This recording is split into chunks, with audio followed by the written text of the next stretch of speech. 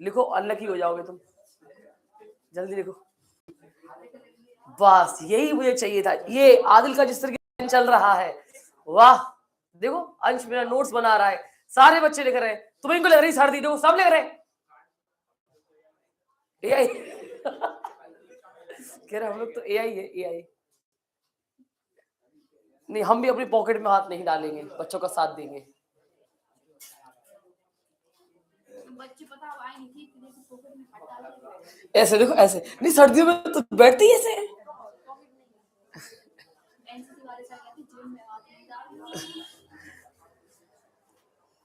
यार देखो सर्दी तो है, लेकिन कोई दिक्कत नहीं है। सुबह 10 थी, अब 17 हो गया, सही है, बढ़िया है। 17 सही है,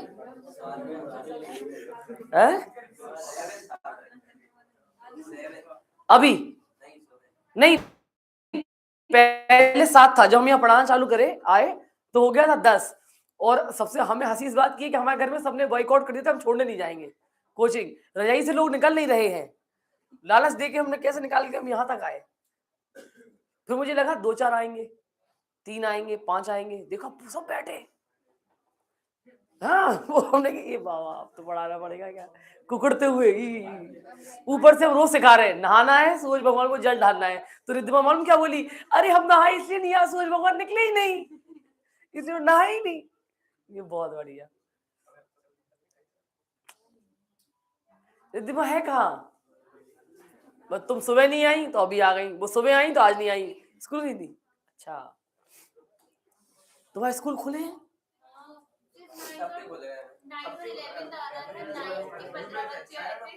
11th के 5 8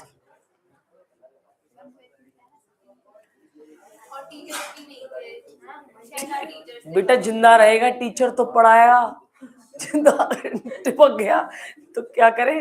सर्दी इतनी पड़ रही, सोचो इतनी ठंड में 2-4 दिन ठंड पड़ी तो अपनी ये हालत है। अगर ऐसी ठंड लगातार सेम इसी टेम्परेचर पे 40-45 दिन लगातार पड़ जाए, कितने लोग बॉयकॉट करेंगे काम से। कहते नहीं चलो घूमने कश्मीर चलते हैं, घूमने सही है, 2 दिन घूमने जा रहे हैं, 3 दिन घूमने जा रहे हैं। तुम लोगों को, हमें ठंड की आदत नहीं है, अपन प्लेन एरिया पे रहते हैं, अपन को गर्मी की बहुत आदत है। एक तो एक इंसान 40 किलो का 80 किलो का दिखता है, इतने कपड़े पहन लो, ठंडी खत्म नहीं हो रही। हाँ क्या होता है। चलिए डन हो गया, चलो सुनो भैया, ये बहुत इंपॉर्टेंट चीज है। अब बिल्कुल वार्तालाप हम करेंगे, आप नहीं करेंगे, आप बस हमारी सुनेंगे। भैया देखो ऐसा है, इसमें 2 नाम पड़े हुए हैं। पहला नाम क्या पड़ा हुआ है, एक्सटेंसिव, दूसरा क्या पड़ा हुआ है, इंटेंसिव। तो आपने अभी परिभाषा लिखी, डेफिनेशन, उस डेफिनेशन में जब ये दोनों को आपने लिखा, एक इसको लिखा और एक इसको लिखा, तो एक चीज पर गौर किया होगा, इंटेंसिव प्रॉपर्टी वो प्रॉपर्टी होती है जो system which do not depend on the amount of the matter, जो किसी भी मात्रा पे डिपेंड ना करे मात्रा पे। और जो एक्सटेंसिव प्रॉपर्टी होती है वो किस पे डिपेंड करती है, विच डिपेंड्स ऑन द मात्रा, the amount of the system, जो मात्रा प्रेजेंट होती है। एग्जाम्पल लेते हैं, ये जब तक समझ में नहीं आया तो हम एग्जाम्पल ले लेंगे। एक बढ़िया बीकर है या एक बहुत बड़ा सा कंटेनर है, उस कंटेनर में गैस भरी है आपने, क्या भरी है, कोई गैस, उसका मेजरमेंट एम ले लो, कितना ले लो, एम मास की गैस भर दी उसके अंदर। अचानक तुमने उसके अंदर डबल कर दिया उसका मास, और गैस डाल दी उसके अंदर, तुमने उसकी अमाउंट बढ़ा दिया ना, तुमने उसका क्या बढ़ा दिया, अमाउंट। जब तुमने उसका अमाउंट बढ़ाया तो क्या उसका जो अमाउंट जब बढ़ाओगे तो मास बढ़ जाएगा। पहले मास m था, फिर मास हो गया 2m, कितना हो गया 2m। अरे भैया जब तुमने मास बढ़ाया तो क्या होगा, प्रॉपर्टी क्या हो जाएगी, चेंज। सिस्टम के अंदर की प्रॉपर्टी क्या हो जाएगी, चेंज। तो मास बढ़ाओगे, एग्जाम्पल ले लो भाई, सोचो ये ऐसा बीकर है, इतने में गैस भरी थी, इतने में देखो सिर्फ इतने में गैस भरी थी, तो मार का चेंज करो यार, ठीक है। अब तुमने जब इसमें मास भराया, यहाँ तो m मास था, तुमने थोड़ा मास और ऊपर से डाला, तो ये कितना हो गया बेटा, 2m हो गया, कितना हो गया, और गैस यहाँ तक भर गई। तो पहले वॉल्यूम कितना था बेटा, v1, फिर पूरा वॉल्यूम हो गया होगा ना इतना, कितना हो गया, v2, मतलब वॉल्यूम भी तो बढ़ रहा कि नहीं, मास भी बढ़ रहा, वॉल्यूम भी बढ़ रहा। किसकी बात कर रही हूं मैं, जो अमाउंट पे डिपेंड करती है। अमाउंट पे डिपेंड करने वाली प्रॉपर्टी कौन सी प्रॉपर्टी है? एक्सटेंसिव। ठीक, तो देखो मास वॉल्यूम इसके एग्जाम्पल में है कि नहीं है? आया बात समझ में? मास और वॉल्यूम कौन सी प्रॉपर्टी होगी? एक्सटेंसिव। क्योंकि सिंपली सी बात है, आप मास बढ़ाओगे प्रॉपर्टी बढ़ेगी, वॉल्यूम बढ़ाओगे प्रॉपर्टी बढ़ेगी, ये सब एक्सटेंसिव प्रॉपर्टी रहती है। आगे बढ़ लो। इंटरनल एनर्जी और एंथैल्पी, ये दोनों भी कैसी रहती है आपकी? ये भी बढ़ सकती है, बढ़ सकती है और क्या हो सकती है? घट सकती है। जब आप बढ़ाओगे तो सिस्टम की एनर्जी बढ़ेगी, घटाओगे सिस्टम की एनर्जी घटेगी। मतलब अमाउंट पे डिपेंड करती है दोनों पार्टी। अब थोड़ा सा पेन लेने वाली बात है, क्योंकि ये बहुत दर्द देता है बच्चे को। आज इसी की बारी है, मेरा बड़ा अच्छा नाता है इससे। और एक एंथैल्पी, एंथैल्पी तो 2 दिन बाद पढ़ा पाएंगे, क्योंकि फर्स्ट लॉ में ये वाला टर्म आ जाएगा, इंटरनल एनर्जी। अगर कोई बच्चा इंटरनल एनर्जी समझ गया, उसका चेंज, उसकी परिभाषा, उसका यूज फर्स्ट लॉ के न्यूमेरिकल हंसते हंसते निकलते हैं बच्चे को। क्योंकि थर्मोडायनेमिक आप यूट्यूब पर डाल के देख लो वन शॉट, या आप लेक्चर ले लो, या आप फिजिक्स वाला थर्मोडायनेमिक पढ़ लो, बच्चों को टफ ही लगता है। बच्चे को टफ लगता है यार, मतलब ये लगता है कि हम पोटेंशियल देना पड़ेगा इस चैप्टर में। बात नहीं करना पुष्कर, ये लगता है कि पोटेंशियल देना पड़ेगा इस चैप्टर। जब तक हम पोटेंशियल देंगे नहीं, टाइम नहीं देंगे इसको, तब तक ये समझ में आने वाला चैप्टर नहीं है। तो इसके हम थोड़ा ट्रिक से पढ़ाएंगे। ट्रिक से पढ़ाएंगे तो तुम्हें मजा भी आएगा, ट्रिक से पढ़ाएंगे तुम्हें आनंद भी आएगा। अभी मैंने एक तरीका बताया कि मास वॉल्यूम क्या होगी आपकी? एक्सटेंसिव, जो डिपेंड करेगी अमाउंट पे। क्या पे डिपेंड करेगी? अमाउंट पे। इंटरनल एनर्जी और एंथैल्पी, ये दोनों भी कौन सी है? एक्सटेंसिव। अब आ जाओ जो डिपेंड नहीं करती, एग्जाम्पल लो। क्या क्या लिखा? टेम्परेचर, प्रेशर, जो अमाउंट पे डिपेंड नहीं करेगी। किस पे डिपेंड नहीं करेगी? अमाउंट पे। अब इसका एग्जाम्पल क्या होगा? हम तुम्हें क्या समझा सकते हैं बताएं? देखो भाई, कितना आसानी से एक इतना बड़ा कंटेनर है, इसके अंदर बेटा बात नहीं करना, क्योंकि हम बढ़िया जोन और मूड बना रहे हैं। थर्मोडायनेमिक टॉपिक ये पढ़ता नहीं बच्चा, स्किप मारता है इसको, कह रहा इतना पढ़ लिया हमने, कहा भाड़ में आन दो उसको। जबकि उसको पता है कि 11वीं क्लास में फिजिक्स में भी है, केमिस्ट्री में भी है, और अगर तुम जेईई के पेपर के लिए बैठोगे, थर्मोडायनेमिक का 1 या 2 या 3 न्यूमेरिकल मिलना ही है, कोई कॉन्सेप्ट मिलना ही है। तो हमें कोशिश करनी कि इसको पकड़ ले हम इस चैप्टर को, ठीक है? तो भैया अगर मैं कह रही हूं ये कंटेनर है, इस कंटेनर का प्रेशर है P, वॉल्यूम है V, टेम्परेचर है T, नंबर ऑफ मोल्स है N। कितना आसान है। N क्या? नंबर ऑफ मोल्स, P क्या? प्रेशर, T क्या? टेम्परेचर, अरे T टेम्परेचर, V वॉल्यूम, ठीक है? पर्टिकुलर ये है। अगर मैं इस टेम्परेचर, इस वाले कंटेनर को V से डिवाइड कर दूं, जो गैस है, गैस की मात्रा को V से डिवाइड कर दूं, तो मुझे बताओ क्या टेम्परेचर पे असर पड़ेगा? नहीं पड़ेगा। क्या प्रेशर पे इफेक्ट पड़ेगा? नहीं पड़ेगा। इफेक्ट किस पे पड़ेगा? मात्रा, मात्रा n, क्योंकि यहां तुमने आधा किया तो ये हो जाएगा n/2, आधा हो जाएंगे नंबर ऑफ मोल्स। तो इस पे इफेक्ट पड़ेगा। और किस पे इफेक्ट पड़ेगा? वॉल्यूम पे। किससे पड़ेगा? वॉल्यूम। कौन सी 2 प्रॉपर्टी जिसपे इफेक्ट नहीं पड़ा? Pressure and temperature. कौन सी प्रॉपर्टी पढ़ रहे? इंटेंसिव। किसकी बात चल रही? इंटेंसिव। अमाउंट पे डिपेंड करे एक्सटेंसिव, अमाउंट पे डिपेंड ना करे दैट इज इंटेंसिव। बताओ समझ में आया तो आगे बढ़े, नहीं आया तो बोलो। आ गया? ठीक है, चलो। इसके बाद जब आप ये पढ़ते हो एक्सटेंसिव और इंटेंसिव, इसमें एक चीज और तुम्हें रिवाइज करा दूं भैया। ये कंटेनर है कोई, इस कंटेनर में यहां तक पानी भरा हुआ, तो गर्म चाय भरी हुई है इसके अंदर में, बहुत एकदम गर्म पानी है, गर्म चाय हमने इसके अंदर डाली हुई है। तो अब मैंने कल 3 चीज पढ़ाई थी। ये है सिस्टम, ये है सिस्टम, इसके चारों तरफ की जो चीज है वो क्या है? सराउंडिंग्स। उसके बाद जो सिस्टम सराउंडिंग को अलग कर रहा है दैट इज कॉल्ड बाउंड्री। बच्चे को दिक्कत कहां होती है? जेई में आया वाला क्वेश्चन करा रही हूं। जेई में जब लेवल बढ़ेगा ना, जब आपकी जनरेशन से भी बड़े, मतलब जो बच्चे भी 9th 10th में, जब वो जेई के पेपर देंगे तो ऐसे क्वेश्चन उठेंगे उसमें। अभी तक इतना डीप नहीं पूछा जाता, लेकिन जब आपके जो भाई बहन है, जब वो जेई में, नीट में या किसी भी कॉम्पिटिटिव एग्जाम्स में बैठेंगे, तो ऐसे क्वेश्चंस उठने के चांसेस ज्यादा होंगे। अब कैसे क्वेश्चन सुनना? बाउंड्री कितने टाइप की होती? मैम 2 टाइप की होती। आपने लिखवाई थी कल, एक रियल बाउंड्री, एक लिखवाई थी आपने इमेजिनरी बाउंड्री, है ना? तो रियल बाउंड्री का मतलब ये सरफेस दिख रही ना आंखों से, ये दिख रही ना आंखों से, इस कॉल्ड रियल बाउंड्रीज। क्या कहते हैं इसको? Real boundaries. अब ये बताओ इस कांच के आदान प्रदान में क्या हो रहा होगा? हीट बाहर निकल रही होगी कि नहीं? क्या ये चाय ठंडी होगी? ऑब्वियसली होगी। कुछ टाइम के बाद हीट बाहर निकल रही है, बाहर निकल रही है, बाहर ठंडा टेम्परेचर है, तो आदान प्रदान हीट का होगा, चाय 10 मिनट में, 5 मिनट में ठंडी होने लगेगी। इस बाउंड्री से हीट का आदान प्रदान हो रहा जो तुम्हें दिख रहा, this is called real boundary. कौन सी बाउंड्री? रियल। क्या हीट का आदान प्रदान यहां से नहीं होगा? बताओ, अगर यहां से हो रहा हीट का आदान प्रदान, क्या यहां से नहीं होगा हीट का आदान प्रदान? होगा, यहां से भी होगा और यहां से भी होगा, लेकिन क्या तुम्हें इसके ऊपर कोई बाउंड्री दिख रही? नहीं, that is called imaginary boundary. यहां से भी हीट का आदान प्रदान हो रहा, यहां से भी हीट का आदान प्रदान हो रहा, this is real boundary, this is imaginary boundary, this is system, this is called surroundings, this is open system, this is close system. और अगर मेरे हाथ में इसकी जगह थर्मोफ्लास्क होता तो कौन सा? आइसोलेटेड। कौन सा वाला? आइसोलेटेड। अगर इसका टेम्परेचर मैं कांस्टेंट कर दूं तो आइसोथर्मल। वेरी गुड, इसको बोलते हैं प्रेजेंस ऑफ माइंड। अगर वॉल्यूम कांस्टेंट कर दूं, आइसोकोरिक। आइसोकोरिक। प्रेशर कांस्टेंट कर दूं, आइसोबारिक। और अब इसमें Q जीरो हो, Q की वैल्यू क्या हो? जीरो। हीट का ना आदान ना प्रदान, वही आइसोलेट वाला। तो कौन सा सिस्टम था? एडियाबैटिक। कौन सा था? एडियाबैटिक। जहां से चले उसी पॉइंट पर वापस आ गए, नेट नेट वर्क डन हो गया जीरो, उसे क्या बोलेंगे? साइक्लिक।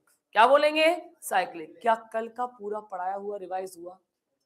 लगा कि आप कोई चीज पढ़ने आए हो, सीखने आए हो? मैंने क्या कहा? सबसे लाइवली चैप्टर है थर्मोडायनेमिक, लेकिन बच्चों के लिए सबसे टफ। बच्चा क्विट मारता है इसको, किसको नहीं पढ़ रहा है यार, हटाओ यार, बहुत कुछ है इसके अंदर। कुछ नहीं है, आपको बस ट्रिक से पढ़ना होगा और सही तरीके से चलना है, आपको समझ में आएगा। दोनों प्रॉपर्टी समझ में आई, सिस्टम भी समझ में आ गया, प्रोसेस भी समझ में आ गई। थोड़ा आगे बढ़ लो, चलो आगे बढ़ो। देखो, इस डायग्राम तो बता चुके, ये देखो क्या लिखा। दो चीजें पढ़ेंगे, स्टेट वेरिएबल्स और स्टेट फंक्शंस, फिर पाथ वेरिएबल भी पढ़ेंगे। तीन चीजों के बिना आप फर्स्ट लॉ पे जा ही नहीं पाओगे। फर्स्ट लॉ के लिए सब चीजें बहुत जरूरी हैं, तो इसलिए पहले आपको स्टेट वेरिएबल, स्टेट फंक्शंस, इसके बारे में कॉपी करना है फटाफट, जल्दी।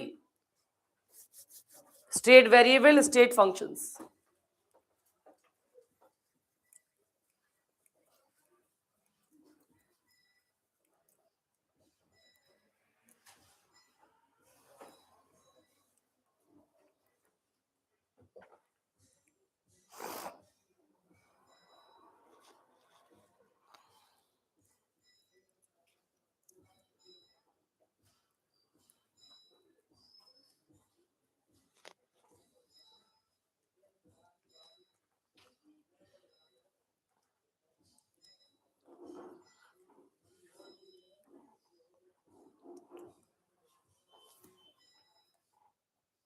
बेटा हमें फिजिक्स का तुम्हारा नहीं पता, केमिस्ट्री में जितना थर्मोडायनेमिक चाहिए अपन को उतना रट जाएगा, तुम्हें डर नहीं लगेगा केमिस्ट्री वाले थर्मोडायनेमिक्स से। कह रहे नहीं मैम, उसका तो क्वेश्चन आप दे दो, हम कर लेंगे। मैं सीधे बैठो, हाँ लिखो ढंग से।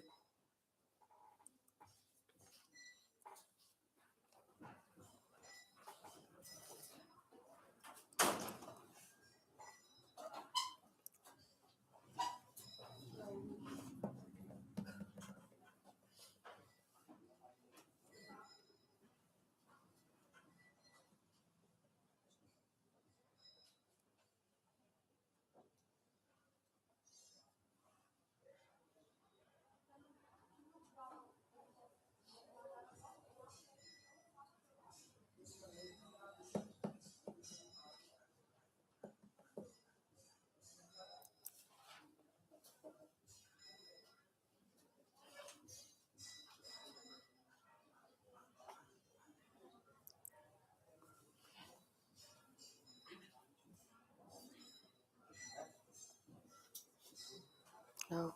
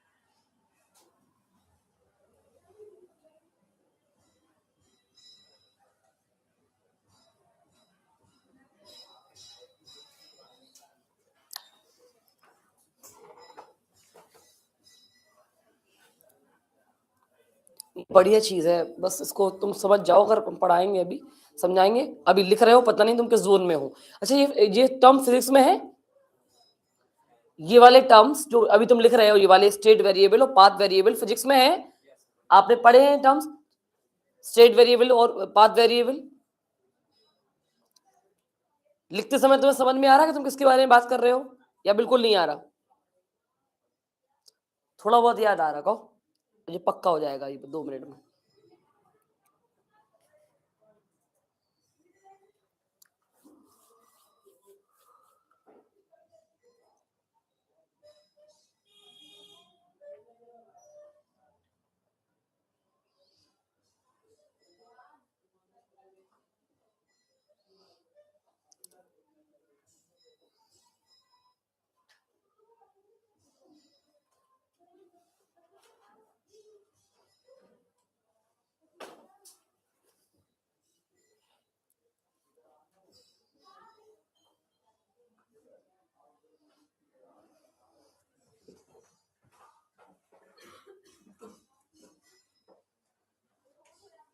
नहीं नहीं, ओम की एंट्री नहीं करवाना अब, नहीं, किसी की एंट्री नहीं। हम बोलना नहीं चाहे थे, रिकॉर्ड हो रहा लेक्चर, क्योंकि फिर भी बोलना पड़ा। Done, copy. क्योंकि आज हमारा टास्क यही था कि मैं 30 मिनट 35 मिनट कितनी भी मिनट की क्लास दूं, लेकिन आज जो भी पढ़ाऊं वो तुम्हें याद हो जाए, जो भी पढ़ाऊं वो तुम याद करो कि हाँ भाई हमने पढ़ा है, थर्मोडायनामिक्स में कहीं पढ़, कुछ टर्म सीखे हैं हमने।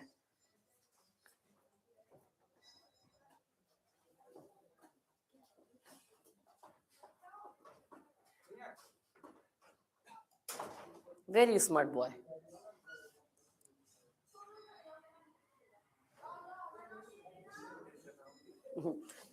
झांसी की रानी में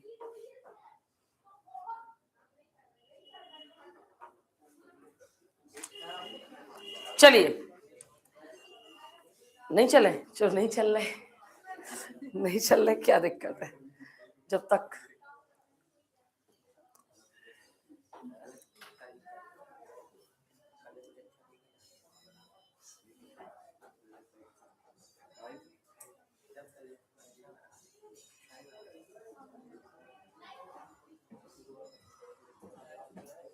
मैम टॉपिक कुछ ऐसा चल रहा है कि इनको समझ में वैसे भी नहीं आएगा, ये रेंज से बाहर है, इनके बाहर ही जाने दो इनको। ये गरम, बिल्कुल गरम पानी आया, बॉइल्ड वाटर, तो भैया ये कौन सिस्टम है? अरे ओपन, ये क्लोज, अगर थर्मो होता तो आया, हाँ वेरी गुड। ये पूरा क्या है? सिस्टम। ये क्या है? सराउंडिंग। ये वाली कौन सी वॉल, जल्दी बताओ? अरे रियल बाउंड्री। कौन सी बाउंड्री? Real boundary. यहां से पानी ठंडा तो होगा, क्या ये पानी यहां से भी ठंडा होगा? That is called imaginary boundary. आगे बात समझ में? चलो बहुत बढ़िया भैया। अब बहुत अच्छी बात बताने जा रहे हैं, एक होते हैं स्टेट वेरिएबल और एक होते हैं पाथ वेरिएबल। जो कॉपी कर रहा है वो कॉपी करता रहे, आराम सुनता रहे और समझता रहे। एक होता है स्टेट वेरिएबल और एक होता है पाथ वेरिएबल। अब ये स्टेट वेरिएबल क्या होता है यार, पहले पढ़ो उसको। इसमें लिखा है स्टेट वेरिएबल वो होते हैं, क्या लिखा है, उन्हें हम क्या बोलते हैं? स्टेट फंक्शन और the properties of a system whose value depend only on the present state. बस ये वर्ड पकड़ लो, ये वर्ड पकड़ लो, खत्म हो गई कहानी। किस, उसकी वैल्यू प्रेजेंट स्टेट पे डिपेंड करती है। किस पे डिपेंड करती है? प्रेजेंट। फॉर एग्जांपल अभी मेरा मूड कैसा है? प्रेजेंट स्टेट में बिल्कुल बढ़िया चिल्ड मूड है, मजाक करके पढ़ा रहे हैं, कोई एंगर नहीं, कोई गुस्सा नहीं, बढ़िया। ये तो मैं अभी मैं स्टेट फंक्शंस को रिप्रेजेंट कर रही हूँ, ठीक है? मान लो ओम अंदर आ जाता बिना पूछे, या ये दोनों भी आ जाते अंदर, और हम कस के बहरा रहे हो, चिल्ला रहे होते, एकदम चिल्ला रहे होते, डांट रहे होते उन लोगों को, तो हमारी स्टेट क्या होती? एंगर, गुस्सा, नाराजगी। तो हमारा सिस्टम चेंज हो गया ना। प्रेजेंट स्टेट में तुम्हारे ब्रेन में अभी क्या चल रहा? बाहर बहुत ठंड है, नेक्स्ट वाला बैच भी पढ़ना है, या सीधा हम यहाँ से घर जाएंगे, ठंड बहुत है हम तो घर जाके पढ़ेंगे। भाई आपकी स्टेट, आप जहां बैठे हो, आपका सिस्टम, आप बैठे हो, आपके ब्रेन में क्या चल रहा वो आपका सिस्टम है। मतलब प्रेजेंट स्टेट में जो सिस्टम की कंडीशन है, that is called state variable. समझ में आया?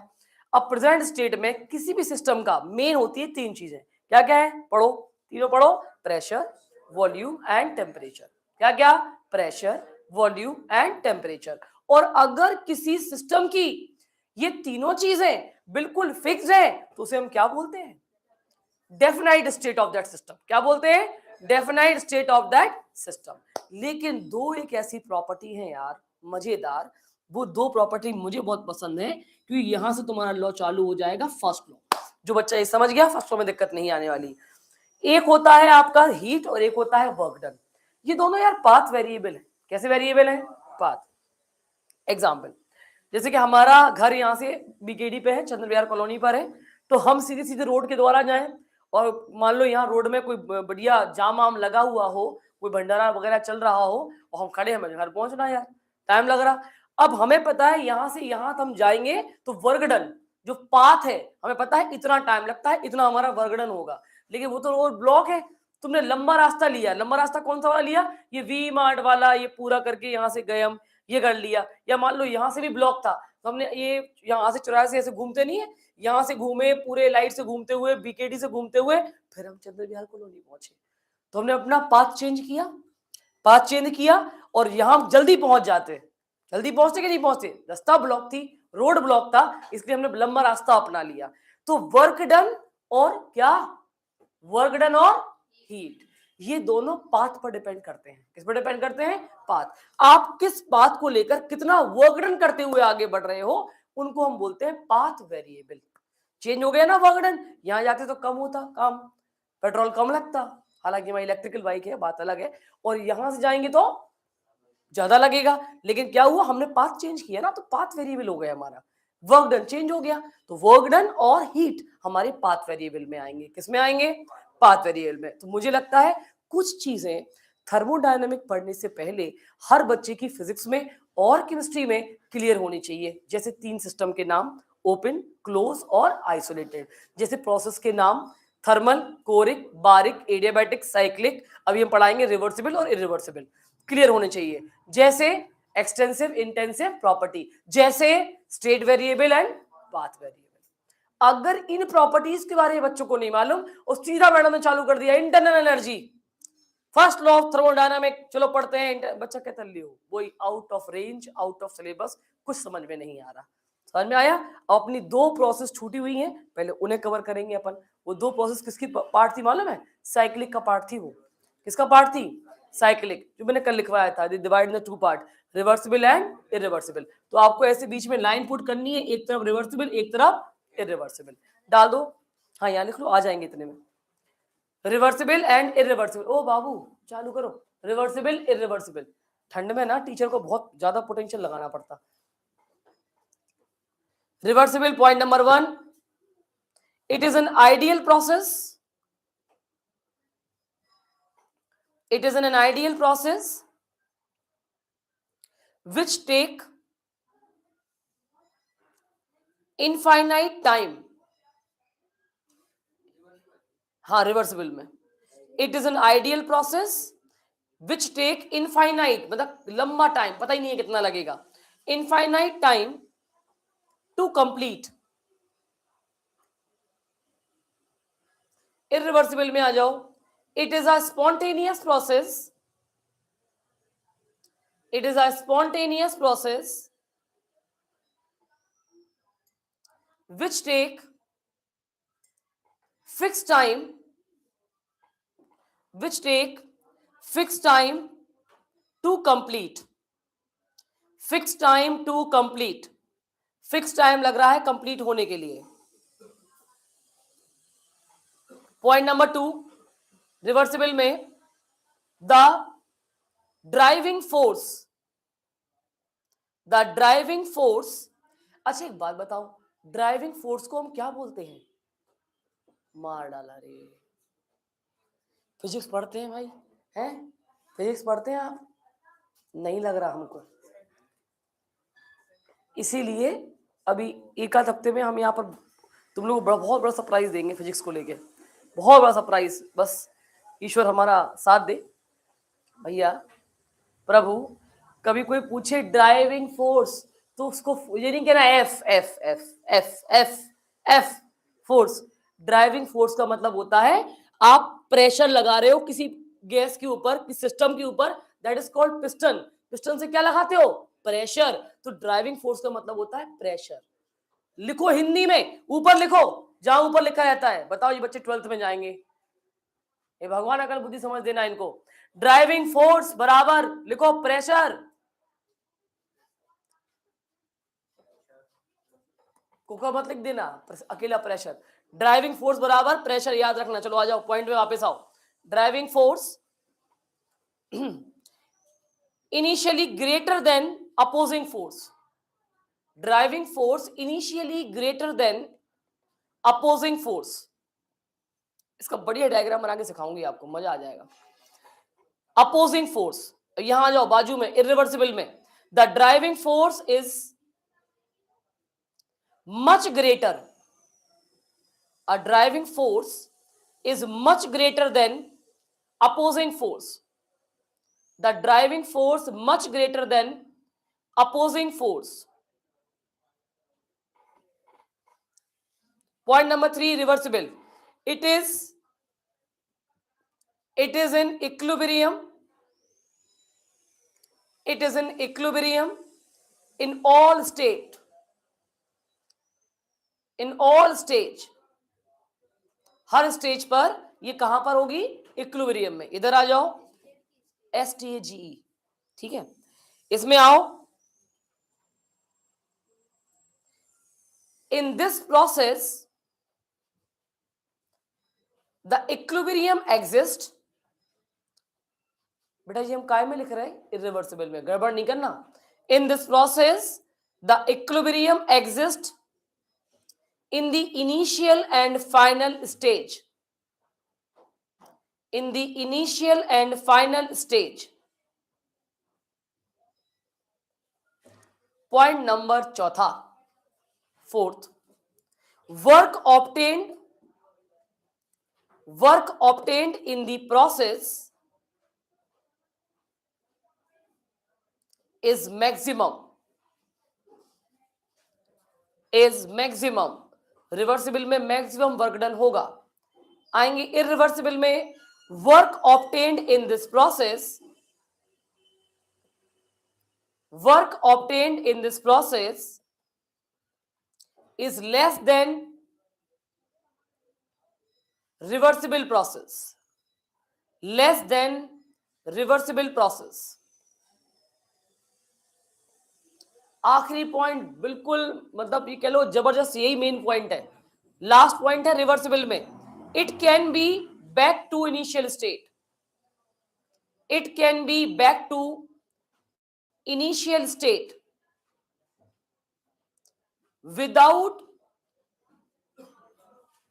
without producing any permanent effect, without producing, कहां तक? It can be brought back to the initial state लिख लिया था, हाँ state, it's STAT, without producing any permanent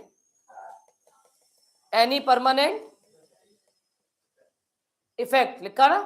पहुंच गई दिशा? चलो आ जाओ, लास्ट जरा आओ। It can not be back, it can not be back, ये बैक नहीं हो सकता into initial state, it cannot be back into initial state without avoiding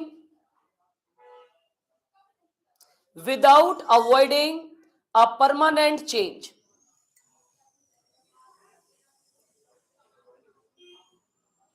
Without avoiding permanent change. Full stop लगाओ, कल इसको डायग्राम से समझाना है मुझे।